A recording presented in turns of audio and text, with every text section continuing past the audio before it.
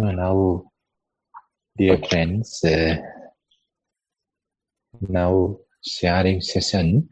So if you have any experiences or understanding to share with the group, please do so. Also, some difficulties, whatever you are experiencing, you are welcome to share. So this is actually a sad story. This Dharma friend has a friend and who actually take care of her sister, younger sister, for a long time. And her younger sister has a Down's disease. That's mentally retarded, need to full-time care. And her mother, when her mother passed away, she also passed this sister to this friend. And she actually looked after her for a long time already.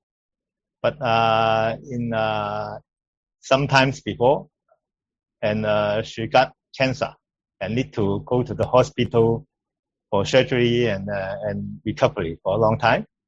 So she has no choice because she can't take care of this younger sister anymore. She need to let her into the institute to take care of this kind of person. And since they are together for a very long time, this friend actually don't dare to see her sister because she afraid that if she go to see her sister will not let her go. They are too attached. But however, at their age is a little bit already quite old. So her younger sister suddenly passed away with heart disease, and she can't see her last face. So now this friend is actually quite regret on this case because she thinks that she have do something wrong and can't let go of her sister and feel sad all the time. And so our Dharma friend is wondering how we can help in this situation. How can we help this kind of friend? Well, that the friend, I think he didn't do it intentionally.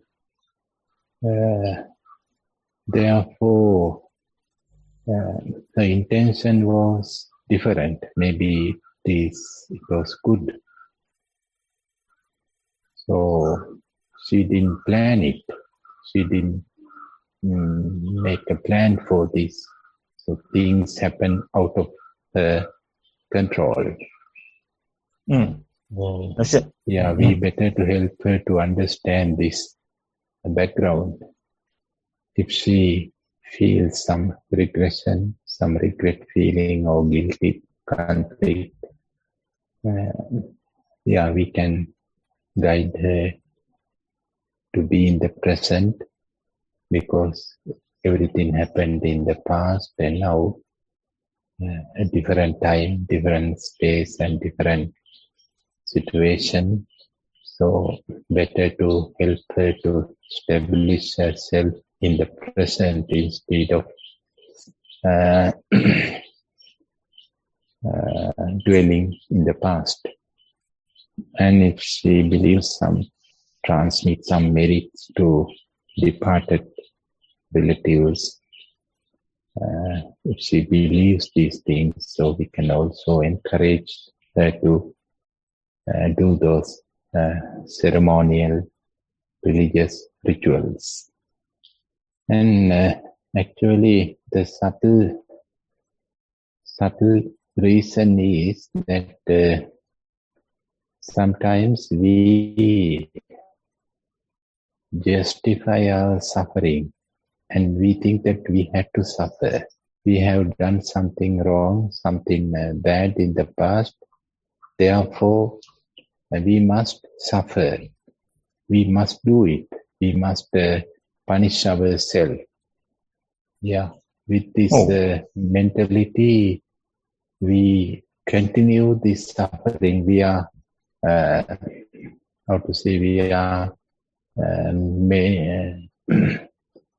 creating this suffering. We are maintaining this suffering for longer period of time. And we think that is the only way to burn our past bad karma by punishing, by being suffering. We can burn our past karma. And actually that's a very wrong or misunderstanding. In this way, we cannot burn the past karma. Instead of that, we are making new karma. So we can somehow you better to teach her or help her to understand this, that the past is past, it's over, and you don't have to become a victim of the past. You can do new things now, different things.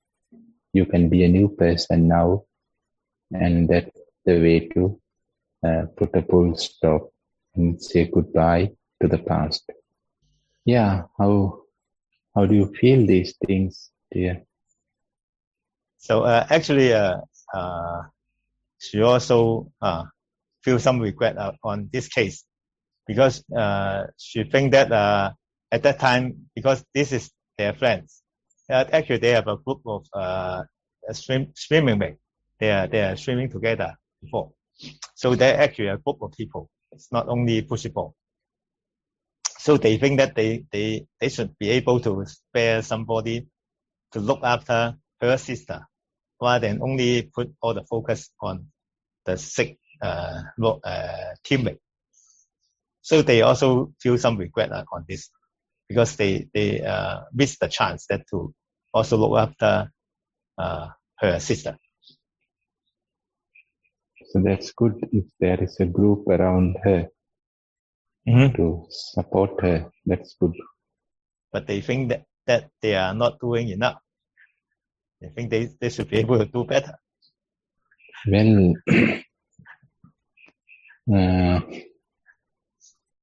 actually, what we can do is we can just help her to help herself. So it's good that you organize some activities like swimming and swimming together and talking together. That's good. That helps her to come out from her own stories and own prison. That's one of the beautiful, friendly things what we can do to a person who is suffering because of own thinking. And if she's not meditating yet, then you can find a good time to introduce her to this journey, this path, the meditation practice.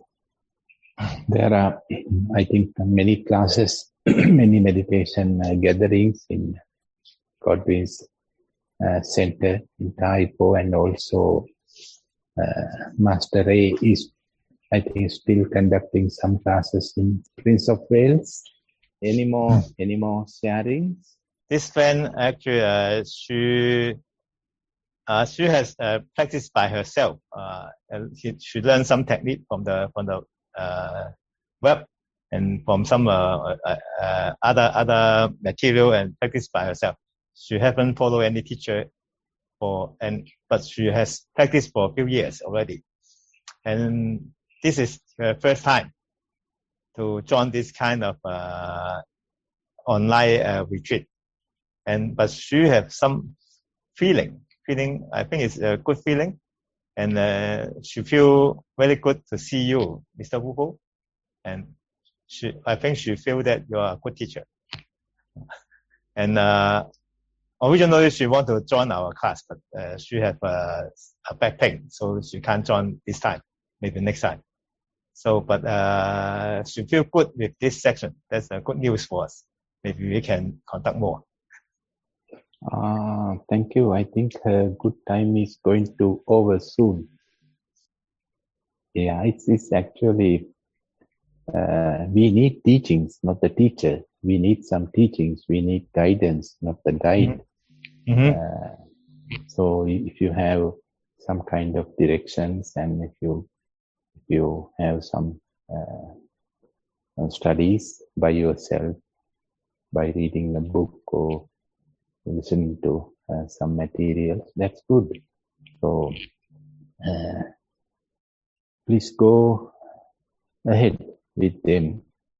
And after a while you may feel, and you are feeling now, that you need some group, some kind of spiritual friends. So now you have this opportunity as well. So so both possibilities are there, and both are equally important, that having some spiritual friends and practicing together, as well as doing our own research. So one is supporting to the other. Both are mutually important. So I hope to see you and meditate together in future, online and on site.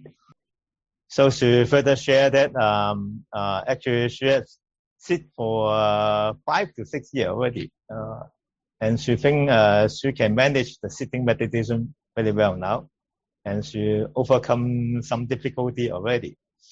But she feel that she can manage the mindfulness better, but it's very hard to be go into a metta meditation.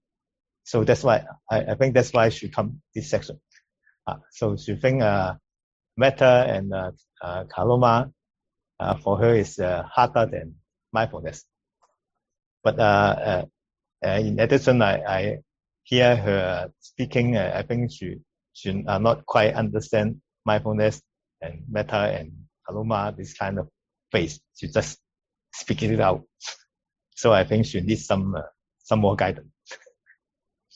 Well, metta, loving kindness, and compassion, karuna.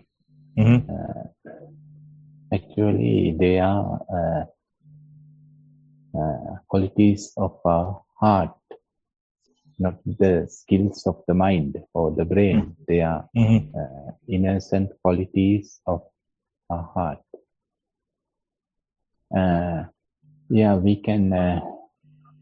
We can make a force, or we can make some effort in practicing mindfulness meditation, and it needs. We have to encourage the mind. We have to support our mind to be mindful. We have to make some kind of effort for that. But that doesn't work with the heart. We cannot do any force for metta or karuna. It's a different approach. We better to find the right approach for metta and karuna. So the first step of loving kindness or metta or karuna, or the first step of work with the heart, is acceptance. This is very important and very useful. Without accepting, without being accepted, we cannot go further. So if you can't, if it is difficult to practice loving kindness and compassion, metta and karuna, it's okay. That's the reality. It's difficult. And can you accept it? Can you please accept all the difficulties, whatever you are experiencing with metta and karuna? This is the first step. This is Actually, this is the real metta and karuna. By accepting the difficulties just as they are. And without resisting, that's also part of the metta and part of karuna. Please do not resist to difficulties. Do not react. Make friends with them. First accept them, and then the second thing is, if there are any resistances, please let go of them. That means we have to be friendly with metta and karuna. So that's the beginning. Otherwise, we think, oh, it's difficult to practice metta, difficult to practice karuna. And we create some kind of disliking feeling towards them. So then it's no way to not possible to go further. Therefore, please have some beautiful feeling, some soft feeling towards metta and karuna practice. And you can find this, that maybe you have some friends, relatives, family members, and see with whom you can practice metta, to whom, not to everybody. Forget about everybody. Forget about all living beings. Maybe at least you can find one person and try to cultivate some metta and karuna towards that person, starting with the easy one. And then you will feel that, oh, it's possible. It's possible to do it, and it is easier to do it. Then slowly you can add more people into this account. Thanks for teachers teaching, and she will try by herself. Any more sharings? If not, then we can do some practice now, and then later there is Q&A session, so we can go to some questions then, instead of not only sharing, questions as well. So now please come to the practice. Please make your sitting posture comfortable. Now let us try to discover this, that are we suffering because of anyone else? Not only for one time. Are we suffering? Are we continuing suffering because of some people or someone? Can we remember those memories and incidents, especially that we think we are suffering because of someone or some people? Out of kindness, self-compassion, and compassion towards others, can we do these two wishes from the bottom of our hearts? May others be aware on their actions. May they be aware on what they are doing towards others. May they be aware on our suffering because of their actions. May they be free from their karma. Now, can we find out this, that are there anyone or some suffering because of us, because of our verbal or physical behaviors. Maybe we do not think in that way, but others may think that we are the cause for their pain and their suffering. Out of compassion and loving kindness, can we do this wish from the bottom of our heart? May we be more aware on our actions towards others. May we be able to be aware on our actions towards others, and may we be able to make them gentle and softer, not the cause of anyone's suffering. Feel the heart, feel the area of the heart,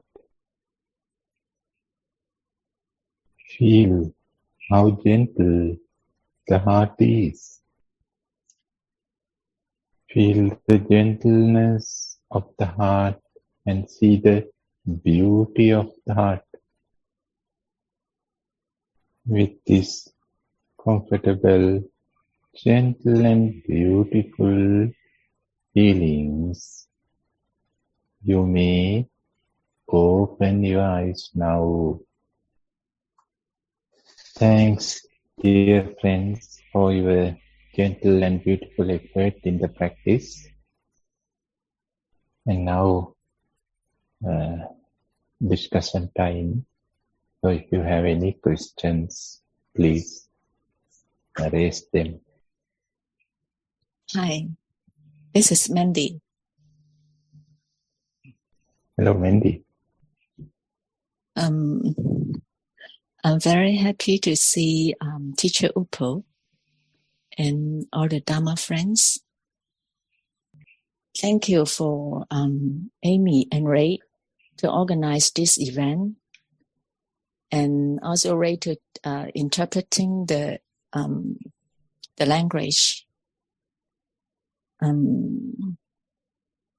I really like this gathering, and it is for me is very meaningful. In the sharing section, while I was thinking about judgment and loving kindness, teachers reply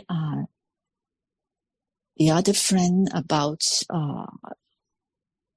loving kindness, and he's talking about accepting.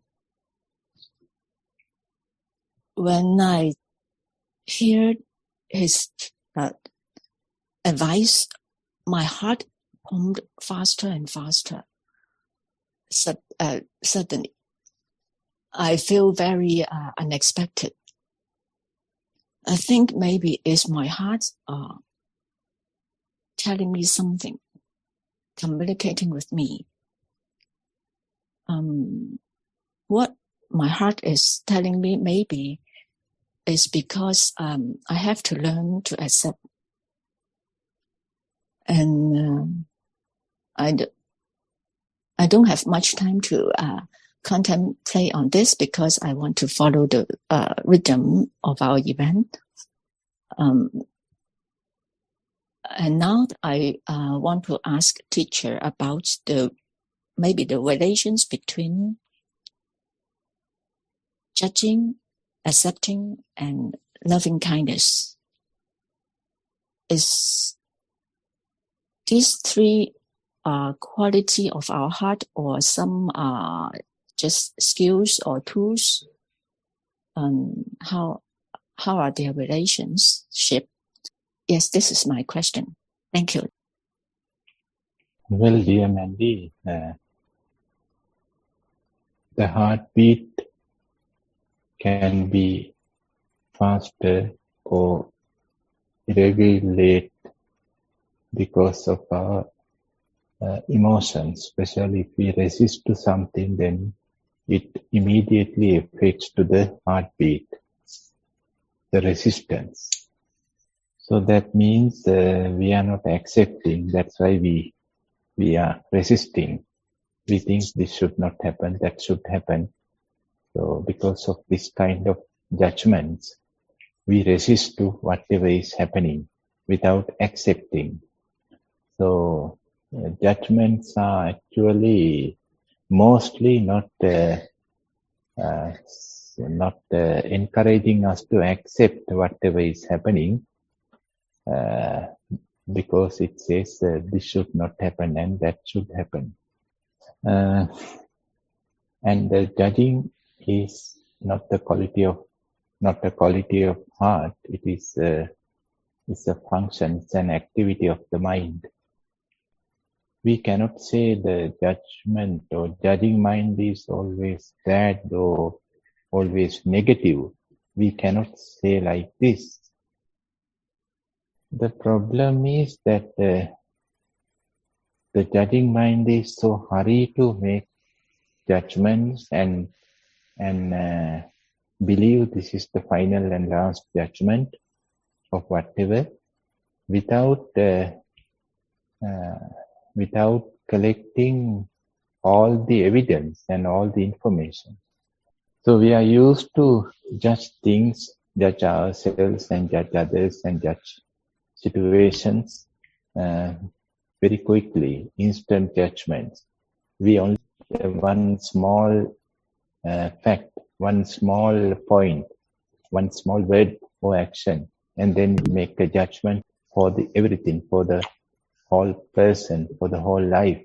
He's like this, she's like that, we are like this, out of only one small experience.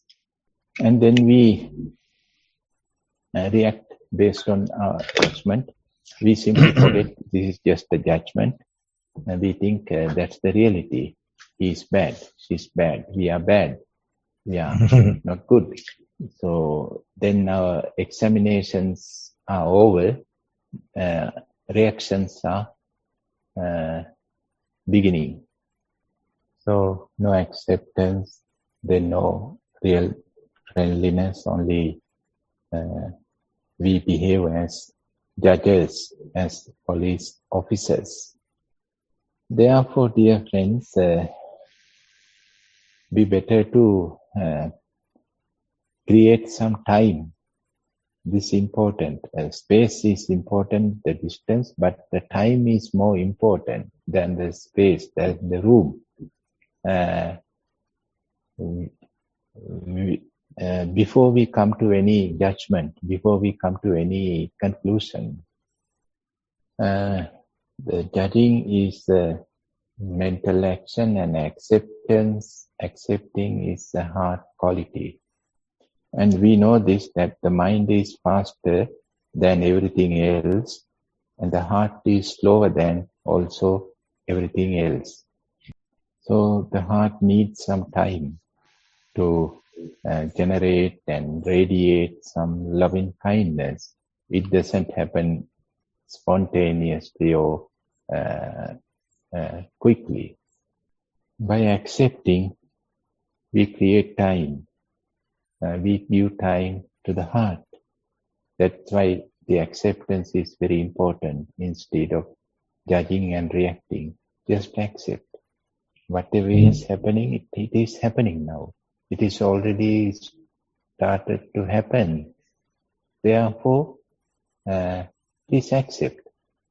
By accepting, you have time. When you have time, you can observe more things. So we can collect all the pieces of the incident. If we can collect more information, more pieces, then we can get a more understanding. So by accepting, we can observe more subtle things. By observing more subtle things, we can understand the situation wisely. Even we have time to discuss with others. Why are you doing this? I have noticed this. Do you aware about it? What you have done? Or it's only my imagination? So something like that. We can do some kind of friendly conversation when we have time. The time comes by accepting. The judging mind doesn't know anything about discussions. It is only blaming, criticizing, and ordering. So, but by accepting, we can create a friendly platform for sharing, for discussing, for seeing things from others' points of views. And even others can feel that our friendliness, that we are asking these questions, or we are asking them to share themselves with us, not to judge them or not to criticize them, just out of true friendliness. So they can also feel this. So loving kindness is acting in three ways: by thinking, by talking, and by physical behaving. So loving kindness is not just like a statue. It's more active state. Out of loving kindness, we can think about others. Also, we can speak to them gently, and we can behave gently. So that's the answer for your inquiry, dear Mandy.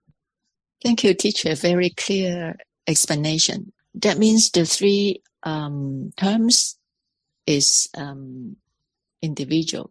No essential relations between them. When mechanical judgment is happening, then no acceptance and no loving kindness.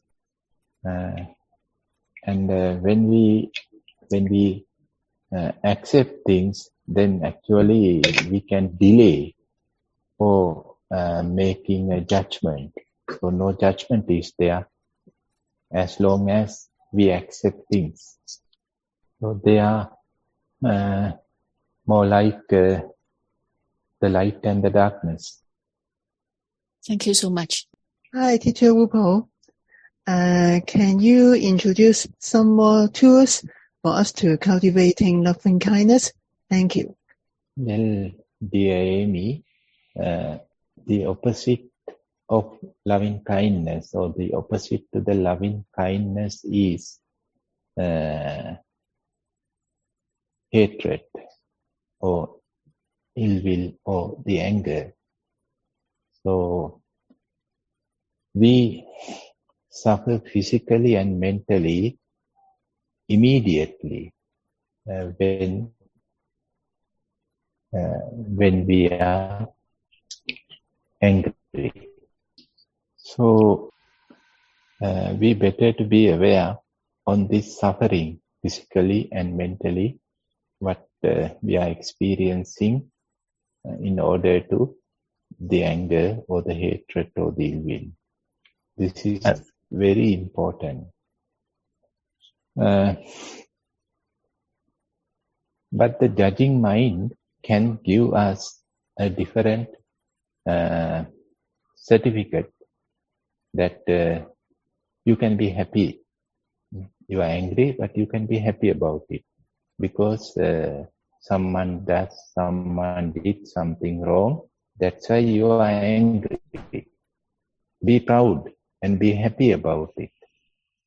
Yeah, then that happiness, that mental happiness can cover the physical and mental suffering. So suffering is there, the fire is there, but it can cover it from that happiness. So it is really dangerous thing to enjoy the hatred or the anger. Is really dangerous because it can be a habit. If we do it for a good enough period of time, then it will be a habit. Whenever we get angry and whenever we act out of hatred, then we are having some subtle happiness. So really we should not entertain those emotions like anger or hatred. We should not entertain. If we do it, then very difficult to get rid of them. Therefore, we had to focus our attention on this suffering, physical and mental suffering that we are experiencing due to the hatred and anger. We had to be with them. We had to observe them. That is very important. And we can listen to the body as well. What the message that the body is sending us when we are angry. The body never says, "Oh, it's good," or "How nice, I'm so comfortable." Be more and more angry. No, the body says, "I'm suffering." Each part of the body, each cell of the body, and every single organ of the body saying, "Please let go of the anger. It's too much." And this is the first tool. And the second one is how much we expect genuine and true love and attention and compassion and friendliness from others. We better to discover it. We better to be aware on it, that how much we are expecting genuine and true love and friendliness from others. And then we can imagine how much others expect same thing from us. Actually, this is a human need or common need, or this is an universal need.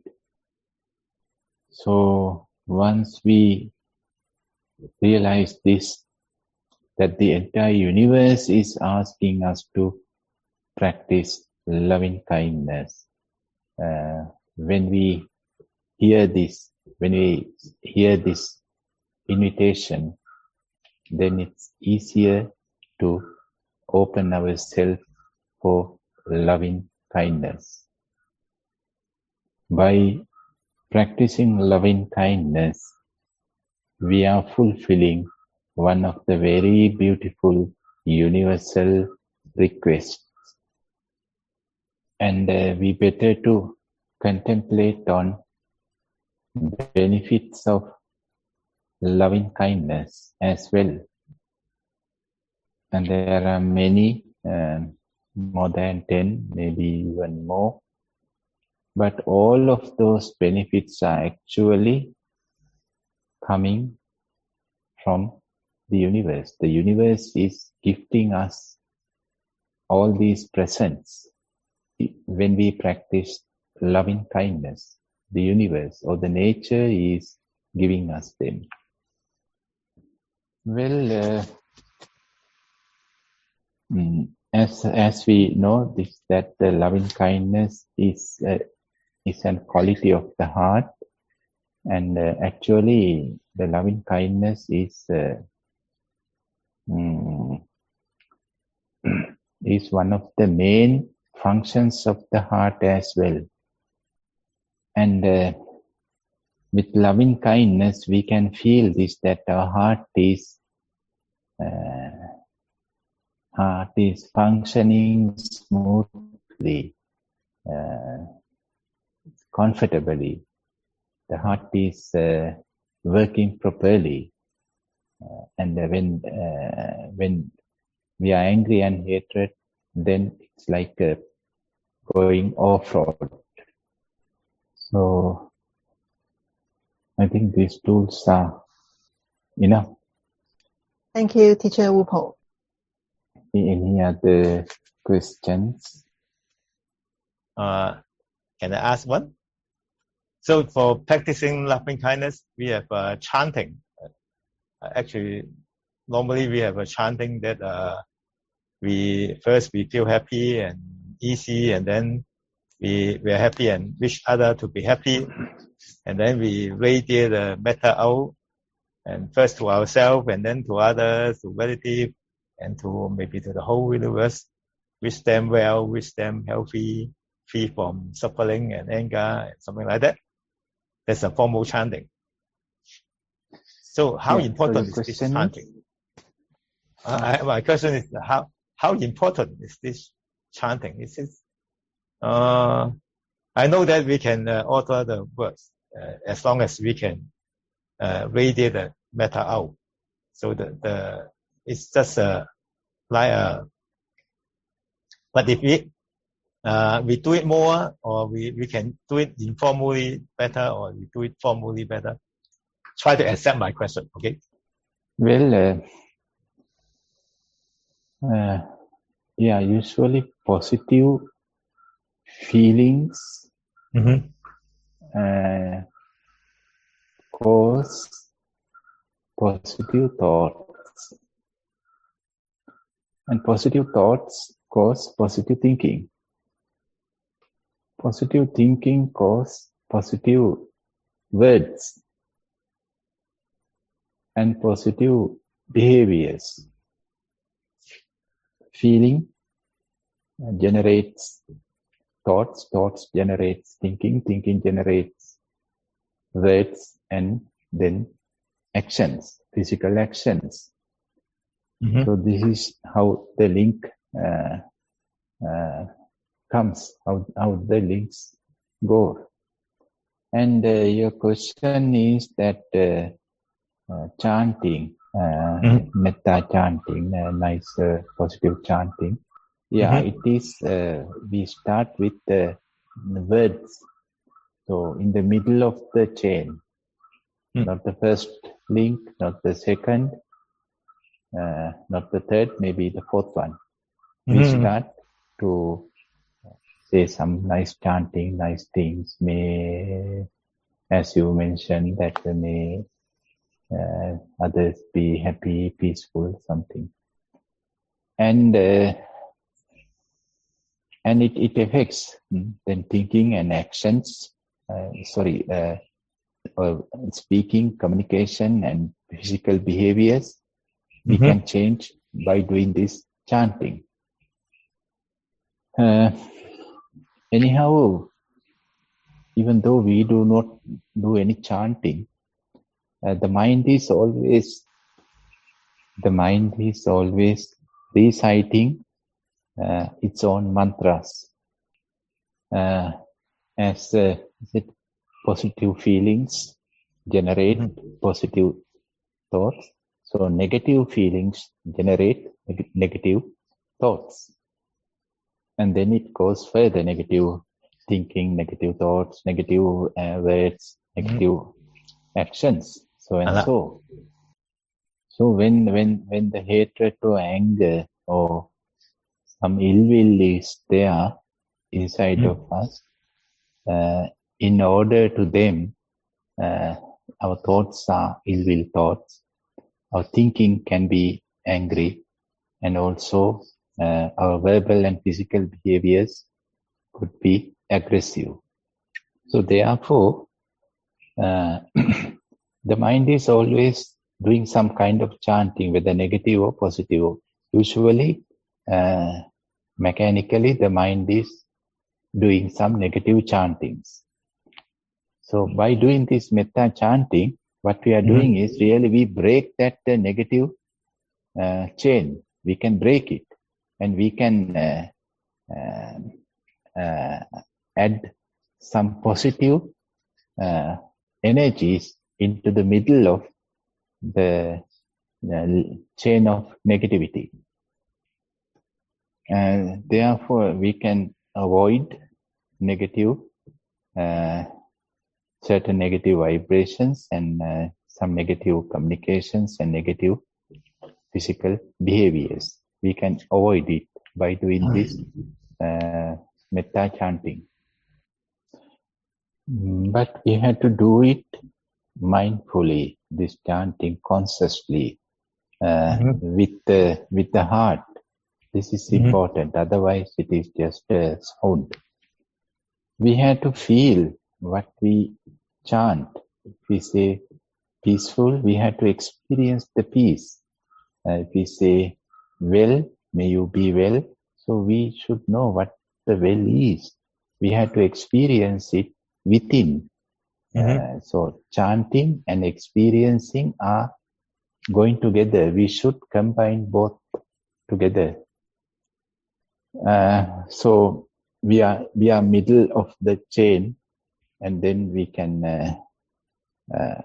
connect the positive links into this process.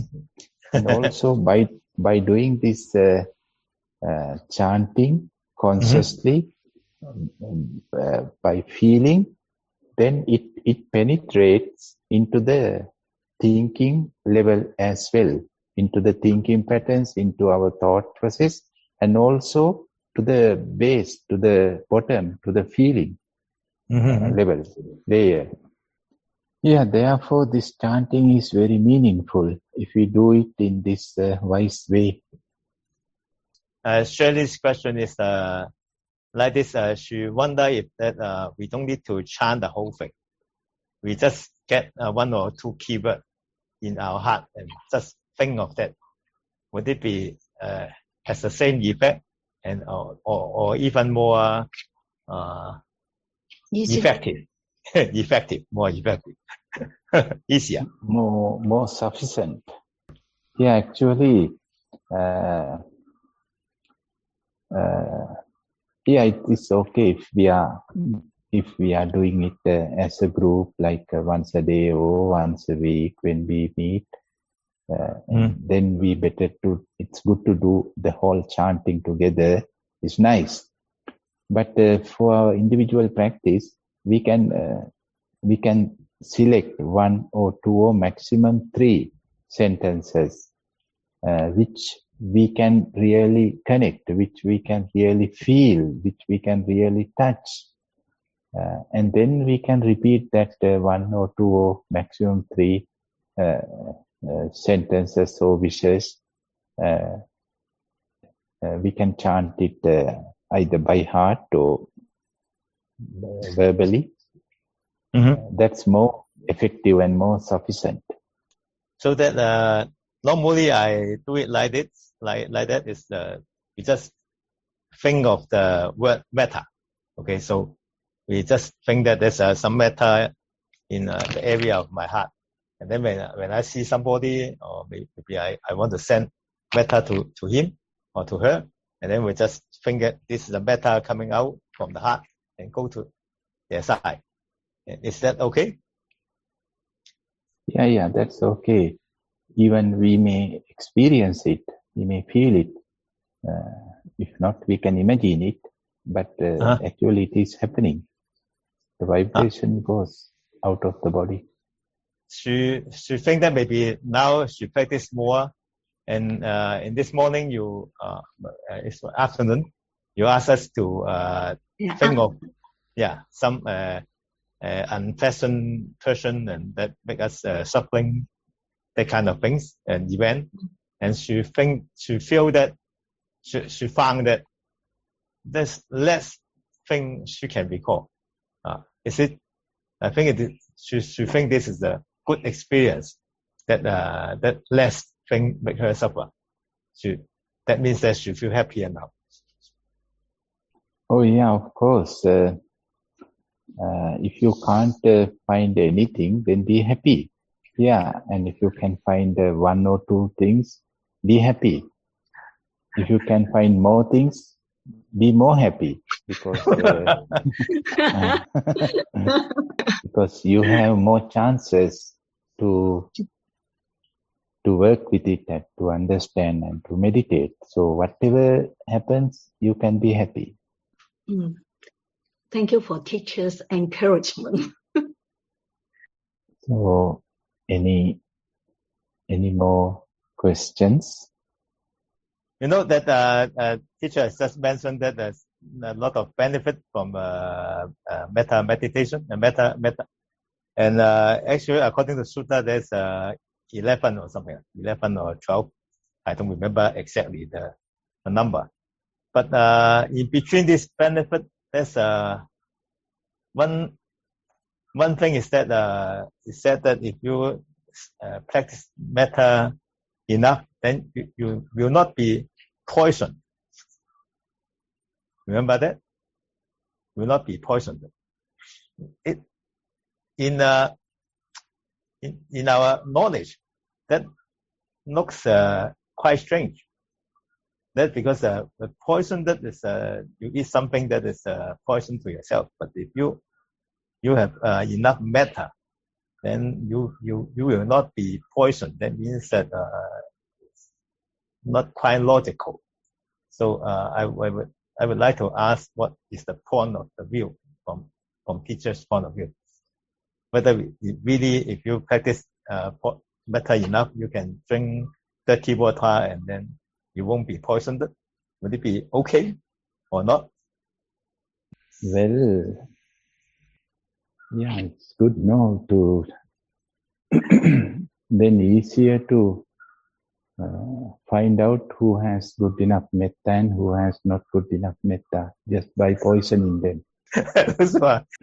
I think that's the thing the church did with Socrates and those people, philosophers. They behind this, do they have real metta or not? Anyhow, if we come to the ordinary level, our level, common level, then we know this and we all experience this, that when we are unhappy, when we are not happy, when we are resisting to everything and irritated, then everything is a problem. Everything is problem. The climate, the weather conditions, environmental conditions, the food, water, air, everything can be problems, and the result is allergies. So we know this, we experience this, that the relationship between physical allergy and psychological irritation, resistance. So the logic behind this is, if the mind cannot accept things, then the body cannot accept anything. So if the mind is rejecting one thing, then the body is rejecting everything. The body cannot accept anything if the mind is rejecting things. So then things can be poison for the body. Even normal things, usual things, ordinary things can be harmful to the body if the mind is having full of irritations, conflicts, and if the mind is not peaceful, not happy, then it's a endless problem, endless symptoms are going on in the body. So those people, they are changing everything. They are changing their jobs, their food style, and climate, places. But after changing everything, same reactions are coming. The body cannot accept. The body is reacting. The body is having some allergies, and things can be poisoned easily. So the problem is actually the mind. So if the mind can be settled and mind can be friendly and accept things, then the body can overcome these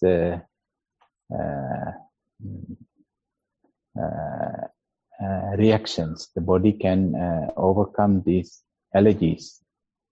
Yeah, so everything has limits. So it doesn't say that even arsenic or cyanide that one can eat and drink because of metta, but up to certain extent, one can physically be healthy with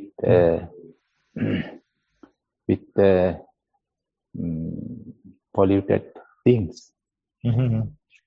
Less harm or no harm.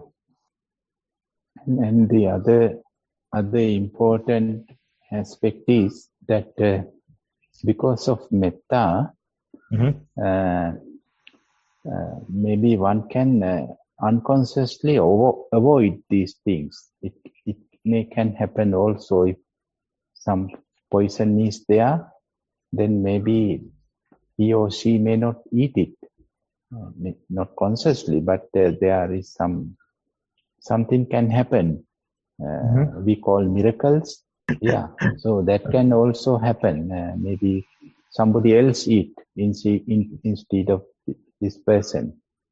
Or that can also happen. So that is also a way to get rid of poisons. So she want to know that it's quite difficult to sense others suffering. She think that it's not easy to have this compassion to others suffering. So she think that many people can read this metta and compassion to others, but for herself, it's very hard. When you see some other suffering, she don't get that feeling. So she would like to know how to practice to make her to able to sense others suffering. Yes, thank you. I'm suffering too. So her problem is that she couldn't feel others suffering or difficult to feel. I think it's difficult. I think, but her word is she can't feel. She can't. But I don't know whether it's difficult or can't. I ask her. So actually she know that other is suffering, but she found that some other people may and have more compassion to others suffering, and they think that others is suffering, and they feel a little bit unhappy about that. But for herself, she is too rational. So she think that they are suffering, and of course there's something happened, they need to suffer. That's it. She can't have the feeling of that. Feel that what I call it, doesn't feel that this is something bad, something like that. Well, it depends. It depends. If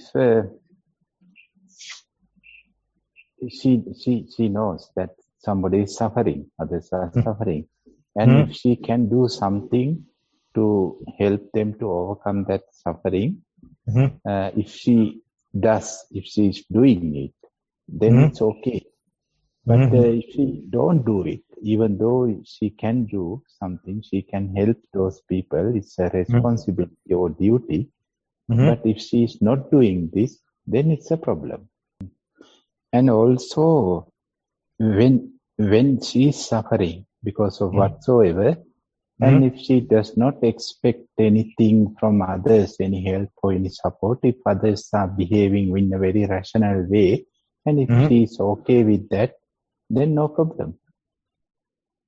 But if we expect some warm attention from others when we are suffering, an emotional support from others when we are suffering, then it's different. We are not giving this, but when we suffer, we expect these things. So she think that she are not quite sensitive to this pain and suffering. She think that pain and suffering is part of life, and that she can handle by herself. And even the life and death, and for her is common things. So she think it's okay. And that's why that she look at other people's this kind of sorrow things, and she feel that it's normal. Things happen, just happen. And but she feel that she are different from others, because some other people will think that's kind of a disaster, and get a sad feeling on the bad things. But she don't have this kind of feeling. So she think that would it be okay of that, or if she is a lack of this metta and compassion than others, or maybe others too much. So she want to know whether she is okay or not.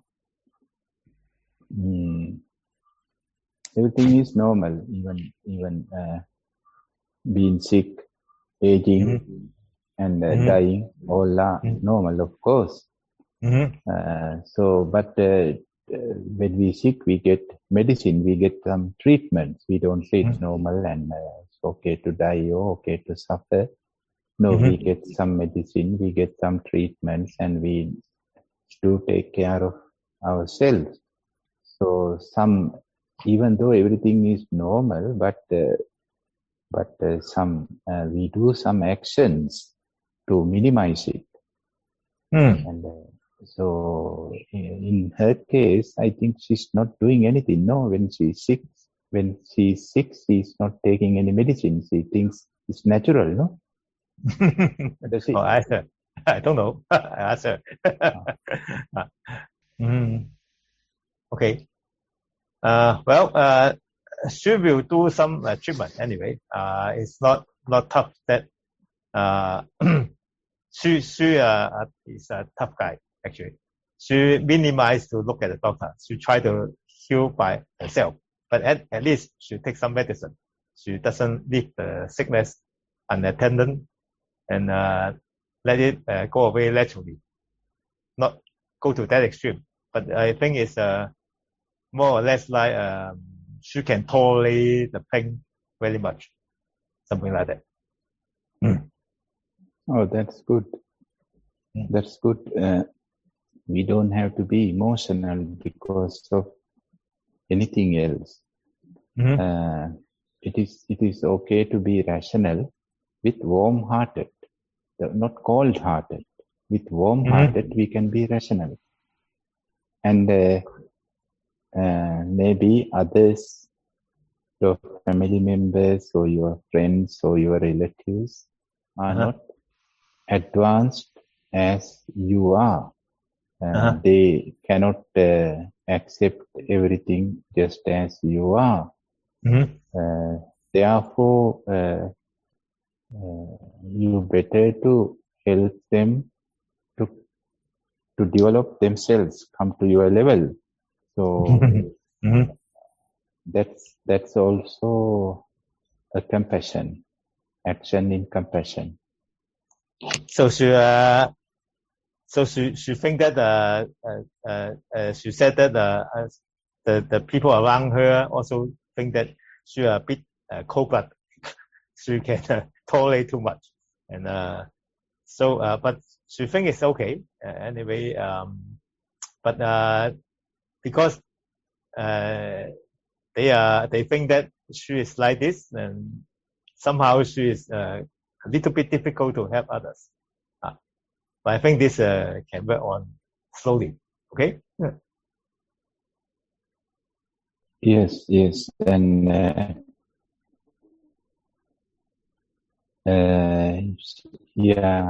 I feel that happiness, when she talks at last, she felt some happiness, and I also felt her happiness. So that's good. Yeah. Oh. Okay. I'm very happy to join this group. Only because my English is no good. Then I learned hard at this time. Thank you very much of all of them to in this group. I thank you very much. Thank you. Welcome, and thank you for coming and participating to this today retreat. Join this group and can learn English.